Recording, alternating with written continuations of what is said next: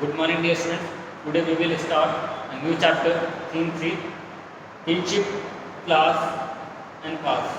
Early society, circa 600 BC to 600 century. देखिए नया जो फर्स्ट चैप्टर है हमारा वो है किनशिप, कास्ट एंड कास्ट। यानी कि ये पर्टिकुलर हमारा जो पीरियड है जिसके बारे में हम ऑलरेडी डिस्कस कर चुके हैं चैप्टर 2 के अंदर, फार्मर्स एंड टाउन्स, जो उस वक्त का जो पॉलिटिकल सिस्टम है, जो इकोनॉमिकल कंडीशंस थी इस पर्टिकुलर पीरियड की पॉलिटिकल और इकोनॉमिकल कंडीशन जो है वो हम ऑलरेडी डिस्कस कर चुके हैं। अब हम डिस्कस करेंगे सोसाइटी कि उस वक्त के पर्टिकुलर पीरियड में सोसाइटी जो है उसका स्ट्रक्चर क्या था, सोशल स्ट्रक्चर क्या था, सोसाइटी में लोग जो है क्या वहाँ कोई डिस्क्रिमिनेशन था, क्या हायर क्लास, लोअर क्लास या वर्ण डिवीज़न, ऐसी जो चीज़ें हैं इनके बारे में अब हम यहाँ पर डिस्कस करने वाले हैं काफ़ी डिटेल से। तो चलिए शुरू करते हैं। In the previous chapter, we saw that there were several changes in economic and political life between circa 600 BC to 600 century. जैसा कि मैंने कहा देखिए पिछले चैप्टर में हमने काफ़ी डिटेल से देखा इकोनॉमिकल और पॉलिटिकल चेंजेस को। Some of this changes influence societies as well. ये जो चेंजेस हुए देखिए इन्होंने जो सोसाइटी है उसको भी काफ़ी ज़्यादा चेंज किया। For example the extension of agriculture into forested area transform the lives of forest developers. जो एक्सटेंशन था एग्रीकल्चर का, एक्सटेंशन अगर एग्रीकल्चर का एक्सटेंशन करना है मीन्स आपको ज़्यादा से ज़्यादा जो कल्टिवेबल लैंड है वो अपने कंट्रोल में लेनी होगी। कल्टिवेबल लैंड का मीन जो फॉरेस्ट है उन्हें आपको क्लियर करना होगा। फॉरेस्ट को क्लियर करना है तो इसके वजह से जो फॉरेस्ट वाले जो जंगल में रहने वाले लोग थे उनकी लाइफ जो है वो काफ़ी ट्रांसफॉर्म होगी। Craft specialist offer made as distinct social group the unusual distribution of wealth sharp and social.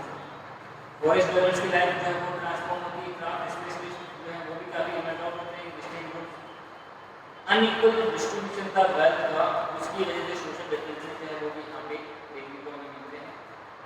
Historians often use textual traditions to understand this process. ये जो प्रोसेस है यानी ये चेंजेस हो रहे हैं, ट्रांसफॉर्मेशन हो रहा है, इनको समझने के लिए जो हिस्टोरियंस है वो कई सारे टेक्सचुअल ट्रेडिशन जो है उनकी मदद लेते हैं to understand this process. Some text by lay down norms of social behavior, others describe and originally comment on a wide range of social situations and practices. We can also take linkage of social actors from inscription as well. We see each text was written from the perspective of special social category. So we need to keep in mind who composed what and for. देखिए क्या चीज़ historians जो है, देखिए हम बात करते हैं, कई बार हम बात कर चुके हैं ऑलरेडी, जो हिस्ट्री है इस पर्टिकुलर पीरियड को रिक्रिएट करने की। जैसे हम यहाँ बात कर रहे हैं circa 600 BC से circa 600 सेंचुरी के बीच का पीरियड। अब इस पर्टिकुलर पीरियड का जो है हमें अगर रिक्रिएशन करना है, इसके बारे में हमें जानना है, what are the sources. Sources can be divided in two parts, textual और literary sources and archaeological sources. अब जो टेक्सचुअल सोर्सेज नहीं है हमारे पास में बहुत सारे हैं, उस पर्टिकुलर पीरियड के जो लोग हैं उनके बिहेवियर के बारे में, उनकी ऑक्यूपेशन के बारे में बहुत सारी जानकारी देते हैं। लेकिन यहाँ पे ये चीज़ ध्यान में रखना जरूरी है, ये जो इंस्क्रिप्शंस है इनको किसने लिखा है, किस तरीके से लिखा है, यानी सबका लिखने का तरीका अलग होता है। The perspective of every person is different. तो ये बहुत ज़्यादा ध्यान रखने की जरूरत है। आप सिर्फ ऐसा नहीं है कि उसमें लिखा हुआ है उसको एज इट इज मान लो। You need to clarify the perspective और the ideology of the person who has written those inscriptions और those textual letters. In focusing on the Mahabharata, a colossal epic running in its present form into over 1 lakh verses with the depiction of a wide range of social categories and situations, we draw on one of the richest texts of the subject. देखिए इसी तरीके का जो एक text है वो क्या है हमारा महाभारत। महाभारत जो है ये काफ़ी बड़ी जो है कहानी है, बहुत बड़ा एपिक है जिसमें लगभग 1 लाख वर्सेज है, 1 लाख के आसपास श्लोक हैं। इसके अंदर जो है कई सारी जो सोशल कैटेगरीज इंस्टीट्यूशन जो उनको लिखा हुआ। It was compose over a period of about 1000 years. जो महाभारत है देखिए आज जिस प्रेजेंट फॉर्म में हम इसे देखते हैं इसको प्रेजेंट फॉर्म तक आने में 1000 ईयर की जर्नी को इसकी लगी। And some of the stories contain may have been in circulation even earlier. The central story is about 2 sets of warring cousins. The text also contains sections laying down norms of behavior for various social groups. Occasionally, the principal characters seem to follow these norms. What does conformity with norms and creation from the same? देखिए क्या चीज़ simple से शब्दों में हम बात करें बिल्कुल basic language में, तो महाभारत जो है उसमें 1 लाख के आसपास वर्सेज है जो कि सोशल जो बिहेवियर है, सोशल जो नॉर्म्स और कोड्स हैं वो मेंशन करता है इस पर्टिकुलर पीरियड में। और साथ ही साथ में कई सारी जो सोशल कैटेगरी है उनकी सिचुएशंस बताता है। इसमें कहानी क्या है देखिए, मेजर जो कहानी है जो स्टोरी है उसका सेंट्रल पार्ट क्या है, 2 कजिन्स जो आपस में जो है लड़ रहे हैं इसके लिए पूर्ण एम्पायर जो राज्य है उसके लिए फॉरवर्ड पॉइंट आउट काफ़ी अच्छे तरीके से हमने शुरुआत करते हैं। देखिए सबसे पहला हमारा टॉपिक आता है the critical edition of the Mahabharata. Mahabharata है उसका क्रिटिकल एडिशन। अब देखिए ये क्या चीज़ है, क्रिटिकल एडिशन का मीनिंग है कि जो महाभारत है, ये महाभारत जो एक्चुअल फॉर्म में हमारे पास जो है, जो 1 लाख जो हमारे पास में वर्सेस के अंदर है, उस एक्चुअल फॉर्म के जो महाभारत है उसका कई सारे जो हैं स्कॉलर्स ने, कई सारे विद्वानों ने अलग अलग एंगल से उसे पढ़ा, अलग अलग जो है उन्होंने लैंग्वेजेस को जो महाभारत है उनको उठाया, उन्होंने कंपेयर किया, बहुत सारे सोर्सेस को कंपेयर करके उन्होंने एक ऐसा एडिशन निकाला जिसमें मेजर जो पॉइंट्स है वो लिखे गए कि हाँ ये चीज़ जो है ये सिमिलर और सभी में शामिल है, कोई एक्सप्रेशन इसमें नहीं है कि कोई चीज़ बड़ा चढ़ा के नहीं लिखी। वो क्रिटिकल एडिशन जो है उसकी हम बात करते हैं महाभारत की। One of the most ambitious projects of scholarship began in 1990 under the leadership of a noted Indian sanskrit V.S. Shankar। देखिए इंडियन संस्कृत जो शास्त्री थे जिनका नाम था V.S. Shankar, इनका जो एम्बिशियस प्रोजेक्ट था 1990 में इन्होंने शुरू किया। A team comprising dozens of scholars initiated the task of preparing a critical edition of the Mahabharata। एक टीम बनाई गई जिसका काम क्या था, महाभारत का क्रिटिकल एडिशन जो है वो तैयार करना। What exactly this involves? इसका मीनिंग क्या है? Initially we collected Sanskrit manuscript of the text written in a variety of script from different parts of the country। मकसद क्या था, जो संस्कृत मैन्युस्क्रिप्ट है अलग अलग तरीके से लिखी हुई है, अलग अलग पार्ट्स में लिखी हुई कंट्री को, उन सबको कलेक्ट करना, कलेक्ट करके उनको कंपेयर करना और फिर जो है एक क्रिटिकल एडिशन तैयार करना। The team worked out a method of comparing verses of each manuscript। जो टीम है उसकी शुरुआत की, उसने जितने भी वर्सेस जो हैं उनको कंपेयर करना शुरू किया हर एक मैन्युस्क्रिप्ट से। Ultimately they selected the verses that appeared common to most selected। उसके बाद उन्होंने अल्टीमेटली जो है उन वर्सेस को, उन श्लोकों को जो है उन्होंने जो है सेलेक्ट किया जो कि कॉमन थे, यानी अलग अलग वर्जन्स जिनके शामिल थे, अलग अलग वॉल्यूम्स में जो थे, जो कॉमन आ रहे थे अलग अलग मैन्युस्क्रिप्ट्स में। In several volumes running into over 13,000 pages.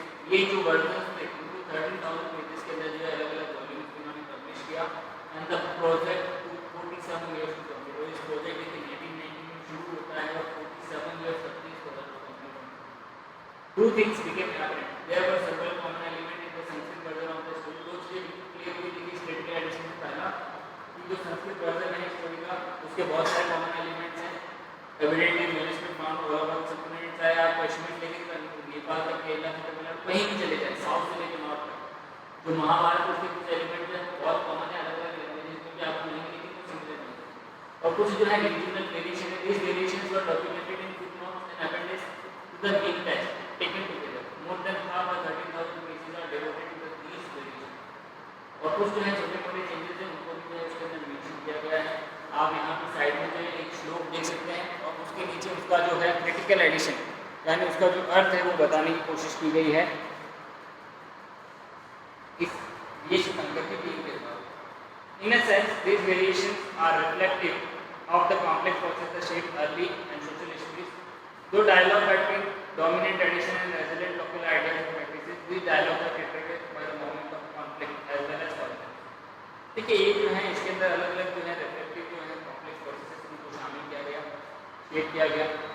Our understanding of these processes is derived primarily from texts written in Sanskrit by and for Brahman when issues of social history were explored for the first time of the historians in the 19th and 20th century। They tended to take these texts at face value, believing that everything that was read in these texts was actually practiced। देखिए क्या हुआ, हमारी जो understanding है, हमारी जो समझ है इस पर्टिकुलर चीज़ों के बारे में वो कहाँ से आई है, जो संस्कृत के अंदर जो टेक्स्ट लिखे हुए हैं ब्राह्मणों के द्वारा उनसे आई है। अब इसमें हुआ एक जो 19th और 20th सेंचुरी के स्टूडेंट्स थे उनका मानना था कि जो भी चीज़ें इनमें लिखी हुई हैं वो सारी की सारी चीज़ें बिल्कुल एज इट इज प्रैक्टिस की जाती थी। Subsequently, scholars began issuing other traditions from works in Pali, Prakrit and Tamil। These studies indicated that the ideas contained in normative Sanskrit texts were on the whole recognized as authority। They were also questioned and occasionally even rejected। It is important to keep this in mind as we examine how students think about it। एक simple शब्द बहुत basic language में हम बात करें, कहना क्या चाह रहे हैं। V.S. शंकर नाम से एक संस्कृत शास्त्री हैं, संस्कृत है, उन्होंने एक टीम बनाई स्कॉलर्स की 1909 में। इस टीम का मकसद क्या था, जो महाभारत है, जो कि 1 लाख से ज़्यादा श्लोक जिसके अंदर लिखे हुए हैं, जिसको पूरा 1000 ईयर का प्रोसेस लगा लिखने में, उसके बारे में जांच पड़ताल की जाए, उसके बारे में पता लगाया जाए कि उसमें जो ये चीज़ें लिखी हुई हैं, उसमें जो ये नॉर्म्स मेंशन है, क्या ये बातें नहीं सही हैं या गलत हैं। उसके लिए उन्होंने अलग अलग चीज़ों को, जो मैन्युस्क्रिप्ट हैं, उनको कंपेयर करना शुरू किया, अलग अलग लैंग्वेजेस की। उन सबको कंपेयर करने के बाद में जो भी कॉमन एलिमेंट्स मिले उन्हें उन्होंने पब्लिश किया। ऐसे 13,000 पेजेस थे जिन्हें उन्होंने पब्लिश किया। 47 ईयर्स का एक लंबा पीरियड लगा। इन सब के बाद में देखिए चीज़ क्या आती है, जो हिस्टोरियंस है उन्होंने ये माना, अर्ली हिस्टोरियंस ने, कि जो टेक्स्ट हैं इनमें जो चीज़ें लिखी हुई ये बिल्कुल सही हैं, इनको प्रैक्टिसाइज किया जाता होगा। लेकिन हमें ये ध्यान रखना होगा, कई सारे पाली, प्राकृत और तमिल जो लैंग्वेज के टेक्स्ट मिले उसमें ऐसा शो हुआ है कि ये जो ब्राह्मण जो टेक्स्ट है, ब्राह्मणी का जो टेक्स्ट है, इनमें लिखी हुई बहुत सारी चीज़ें जो हैं उनको अपोज भी किया गया, उनको क्वेश्चन भी किया गया और बहुत बार उनको रिजेक्ट भी किया गया था इस पर्टिकुलर पीरियड में। ये सब चीज़ें हमें ध्यान में रखते हुए पता करने की कोशिश करनी कि वहाँ उस वक्त आखिर किनशिप का सिस्टम क्या था, सोशल सिस्टम क्या था, उन सब चीज़ों के बारे में हम बात करें। नेक्स्ट देखिए हमारा है kinship and marriage, many rules and varied practices, यानी जो किनशिप और मैरिज है उसकी हम बात करेंगे। देखिए किनशिप एंड मैरिज जो है, इसके अंदर हम बेसिकली बात क्या करेंगे कि जो परिवार हैं उसके बारे में बात करेंगे हम कि परिवार जो है वो किस तरीके से बने हुए थे, क्या उनका स्ट्रक्चर था, क्या जो है रूल्स थे मैरिजेस के लिए और कौन कौन सी प्रैक्टिसेस हैं ये लोग फॉलो करते थे, इन सभी चीज़ों के बारे में बात करेंगे हम। तो शुरुआत करते हैं हमारा first point, finding out about family. जो फैमिलीज़ हैं इनके बारे में कैसे फाइंड आउट करते हैं। We often take family life for granted. However, you may have noticed that not all families are identical. They vary in terms of numbers of members, their relationship with one another, as well as the kind of activities they share. देखिए हम जो है family life को काफ़ी granted के रूप में लेते हैं। We even sometime don't care about our family, हम अपनी फैमिली के बारे में बहुत ज़्यादा केयर नहीं करते हैं। लेकिन आपने ये चीज़ नोटिस की होगी, आप एक बार कंपेरिजन करने की कोशिश करते हैं, देखिए कि भाई आपका जो फ्रेंड है उसकी फैमिली के साथ में अपनी फैमिली को जो है आप कंपेयर करने की कोशिश करते हैं, लेकिन ऐसा नहीं है। Not all families are identical, सारी फैमिली जो है वो एक जैसे नहीं है, आइडेंटिकल नहीं है, उनमें कोई ना कोई जो है डिफरेंस होता है कि चाहे वो नंबर ऑफ मेंबर्स का भी डिफरेंस है। किसी में फैमिली में 5 मेंबर होते हैं, किसी में 3 हो, किसी में 2, मतलब नंबर ऑफ मेंबर्स हैं वो वेरिएट करते हैं। उनकी आपस में रिलेशनशिप जो है वो एक दूसरे के साथ में वेरिएट करते हैं। Often people belonging to the same family share food and other resources and live together, work together and perform rituals together. जो लोग जो सेम फैमिली से बिलोंग करते हैं वो साथ में खाना खाते हैं और बाकी जो रिसोर्सेज हैं उनको भी शेयर करते हैं, वैसे सारे रिचुअल्स फंक्शन हैं वो भी आपस में परफॉर्म करते हैं। Families are usually part of larger network of people defined as relatives or to use the more technical term. Families जो है ये क्या है, ये पार्ट है उस एक बड़े नेटवर्क का जिसको हम कहते हैं कि ग्रुप या फिर पूरा समाज। जो रिलेटिव्स का जो पूरा ग्रुप है उस रिलेटिव्स के पूरे ग्रुप को हम कहते हैं कि ग्रुप उसका ही एक छोटा सा पार्ट है हमारी family. While familial ties are often regarded as natural based on blood, they are defined in many different ways. For instance, some societies regards cousins as blood relation, whereas others do not. देखिए जो families हैं ये natural या फिर जो blood है उसके base पे आपस में एक दूसरे से जुड़ी हुई होती है, क्योंकि जैसे खून का संबंध हो गया या मदर फादर जो है उनसे नेचुरल है। इसको जो है हम मानते हैं, लेकिन कई सारे लोग हैं जिसको नहीं भी मानते, यानी कुछ लोग सोसाइटीज हैं वो ब्लड रिलेशन जो है उनको कजिन मानती है और कुछ कजिन नहीं मानती। जैसे हम इसको बहुत बेसिक तौर पर बात करें तो जैसे हिंदू धर्म है उसमें जो भी हमारे जैसे अंकल है या आंट है उनके जो चिल्ड्रंस हैं वो भी हमारे ब्रदर सिस्टर्स हैं, हमारे कजिन्स होते हैं, क्योंकि हमारा ब्लड सभी का सेम है। कि आपके फादर और उनके जो ब्रदर सिस्टर्स हैं उनमें सभी में सेम ब्लड है, वही सेम ब्लड आप लोगों में और आपके जो कजिन्स हैं उनमें फ्लो हुआ है। हिंदू धर्म में ऐसा होता है, लेकिन मुस्लिम जो है वो didn't follow the same rule, वो सेम रूल जो है फॉलो नहीं करते। For early societies historians can retrieve information about early families Fairlie easily. देखिए हिस्टोरियंस जो है उनके पास में एलिट फैमिलीज जो हैं, जो सभ्य परिवार जो हैं, जो ऊँचे जो किंग परिवार जो रूलिंग क्लास जो है उनके बारे में इंफॉर्मेशन निकालना बहुत ईजिली होता है, क्योंकि उनकी लाइफ जो है वो कहीं कहीं मेंशन होती है, लेकिन जो ऑर्डिनरी लोग हैं उनकी लाइफ को रिक्रिएट करना थोड़ा मुश्किल होता है। Students also investigate and analyse this attitudes towards family and kinship. They are important because these provide an insight from people's mind. देखिए क्या चीज़ सिंपल शब्दों में हम बात करें तो स्टूडेंट्स जो है वो कई सारी इन्फॉर्मेशन जो है वो रिट्राइव करने की कोशिश करते हैं जिससे कि फैमिली लाइफ जो है वो रिक्रिएट कर पाए वो लोगों का एटीट्यूड जानना चाहते हैं, उनका एनालाइज करना चाहते हैं कि उनका अपनी फैमिली की तरफ कैसे सोचते हैं, क्या उनका फैमिली की तरफ जो है वो ध्यान दें, जिससे कि हम उनकी थिंकिंग जो है उसके बारे में जान सकते हैं। सेकेंड आता है, देखिए हमारा the ideal of pathology. Next topic है हमारा द आइडियल ऑफ पैथोलॉजी। इसमें देखिए सबसे पहले पैथोलॉजी और मैथोलॉजी का मतलब क्या होता है। पैथोलॉजी का मीनिंग होता है कि जब डिसेंडेंसी जो है वो फादर से सन, ग्रैंडसन और सोन, यानी जो मेल मेंबर है फैमिली में, अगर उससे के हाथ में जो है पावर आगे से आगे generation to generation male member के हाथ में पावर जाती है, उसको हम कहते हैं पैथोलॉजी है। जिससे पहले परिवार के मुखिया दादाजी थे, दादाजी की डेथ के बाद में फादर जो है वो परिवार के मुखिया बने, फादर की डेथ के बाद में जो उनका बेटा है या फिर आपका सबसे बड़ा भाई है वो आप जो है फैमिली का मेंबर बनेगा, और उस भाई की डेथ के बाद में उसका जो सबसे बड़ा बेटा है वो फैमिली का मेंबर जो है मुखिया बनेगा। ये तो हो गया पैथोलॉजी सिस्टम। मैथोलॉजी सिस्टम क्या होता है, जब ये जो सिस्टम है ये मदर से फॉलो किया जा रहा हो, मदर से जो है फॉलो किया जा रहा हो, यानी माँ के बाद में जो है बेटी, बेटी के बाद में फिर आगे बेटी, इस तरीके से जो सिचुएशन होती है ये मैथोलॉजी होती है।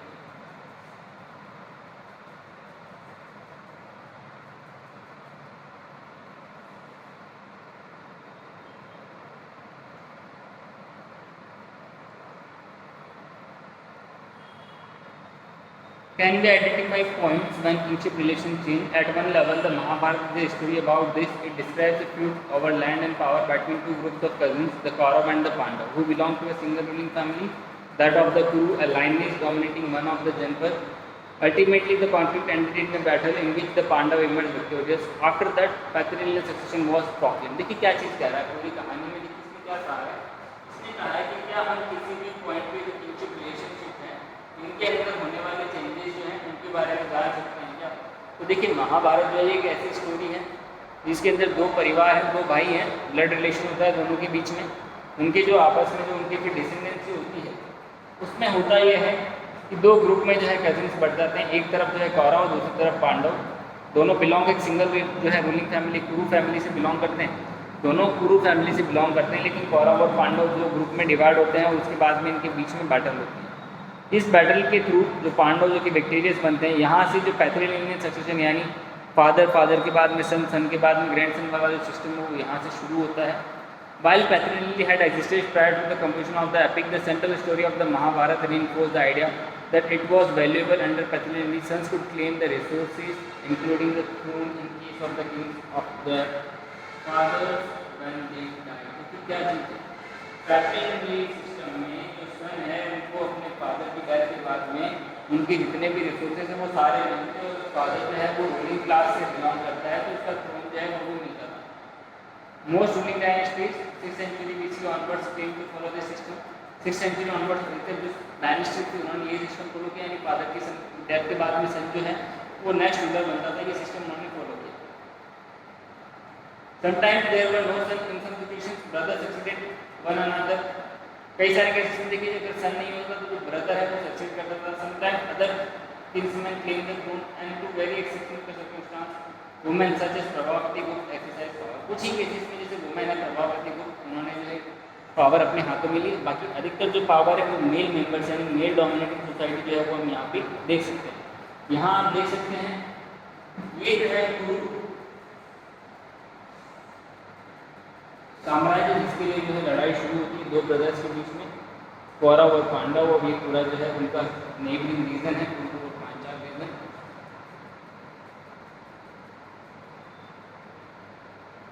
The concern with patrilineal was not unique to ruling families. It is evident in mantras in ritual texts such as Rigveda. It is possible that these attributes were shared by wealthy men and those who claimed high status including them. देखिए क्या चीज़ है, जो सन है बेटा है वो कितना important होता है उसके लिए आप देखेंगे कि ऋग्वेद जो है उसके अंदर एक पूरा का पूरा मंत्र लिखा हुआ है। ऋग्वेद में एक पूरा मंत्र जो है वो मेंशन है, जिसका मकसद ही क्या है, प्रोड्यूसिंग फाइन यानी कि अच्छे पुत्र की प्राप्ति के लिए। सिंपल शब्दों में मैं बात करूँ तो अच्छे पुत्र की प्राप्ति के लिए, जो कि उनका फैमिली जो है उसको सही तरीके से चलाए, परिवार जो है उसको आगे बढ़ाए, उसके लिए जो है पूरा एक मंत्र लिखा हुआ है।